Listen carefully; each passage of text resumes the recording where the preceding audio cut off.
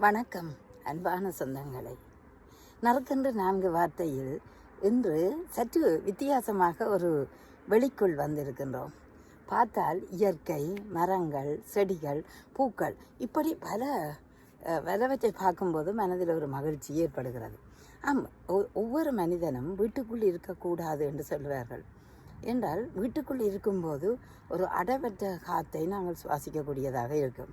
ஆனால் வெளியில் வரும்போது ஒரு காற்று ஓட்டம் எங்களில் படும்போது மிக மகிழ்ச்சியாக இருக்கிறது. ஒரு புத்துணர்வு உருவாகும். நல்ல ஒரு காற்றை சுவாசிக்கக்கூடிய நிலை இருக்கும். ஒரு இயற்கையை ரசித்த மாதிரி இருக்கும். பாருங்கள், இந்த இயற்கையை பார்க்கும்போதெல்லாம் ஒரு அழகாக தோற்றமளிப்பதை காணக்கூடியதாக இருக்குது. இங்கே பாருங்கள், எனக்கு பக்கத்தில் செடிகள் இருக்கின்றன, அதுக்குள்ள பூக்கள் இருக்கின்றன. இப்படி பார்க்க இயற்கையோடு இணைந்த வாழ்க்கை தான் மனிதன். தினமும் ஒவ்வொரு நாளும் என்ன செய்கிறீங்களா, ஒரு 15 நிமிடமாவது வெளியில் வாருங்கள். வெளியில் வந்து இயற்கையை ரசியுங்கள். மரங்கள், பூக்கள், வானம், நிலம் இவை எங்களை இயற்கையின் தெய்வங்கள். அவற்றை நாங்கள் ரசிக்கும்போது இன்னும் அழகான பூக்களை பார்க்கும்போது மிக மகிழ்ச்சியாக இருக்கிறது. அதுபோல் நல்ல காற்றை வரும்போது ஆகா என்ன அற்புதமாக இருக்கிறது என்று நினைப்பீர்கள். ஒரு தாவரத்தை பார்க்கும்போது அதன் செடிகள், அதன் வளர்ச்சி, அது பூ இவை எல்லாம் எங்களுக்கு ஒரு மகிழ்ச்சியை உருவாக்குகின்றன.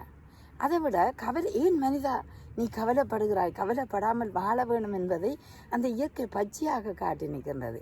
அந்த பச்சையத்தை எடுத்து சூரிய ஒளியில் தானாக உணவு தயாரித்து நிலைக்கின்ற அந்த தாவரங்களை பார்க்கும்போது தன்முனைப்பு, தன்னம்பிக்கை உங்களுக்கு வர வேணும் என்பதை நிலைநிறுத்துகிறது. அண்ணாந்து பாருங்கள், வானத்தை நீல நிறமாக இருக்கும், கருப்பு நிறமாக இருக்கும், சில நேரம் முகில்கள் கூட்டமாக மழையை உருவாக்கக்கூடிய நிலைக்கு வரும். இப்படி பார்க்கும்போது அந்த இயற்கையின் பல்வேறு வர்ணங்களை எங்களுக்கு தெரியக்கூடியதாக இருக்கிறது. ஆதலால் எப்போதும் வீட்டுக்குள் அடைபட்டு இராமல் சற்று வெளியில் வாருங்கள். வெளியில் வரும்போது உங்களுக்கு பலதை ரசிக்கக்கூடிய ஒரு நிலை உருவாகும். ஆகவே இயற்கையும் இறைவனும் படைப்பில் ஒன்றுதான். அதுபோல் இயற்கையோடு இணைந்தமென்றால் இன்பங்கள் உங்களுக்கு கூடும், புத்துணர்வு வரும், புதுப்பொலிவு உங்களிடம் தெரியும். நன்றி, வணக்கம்.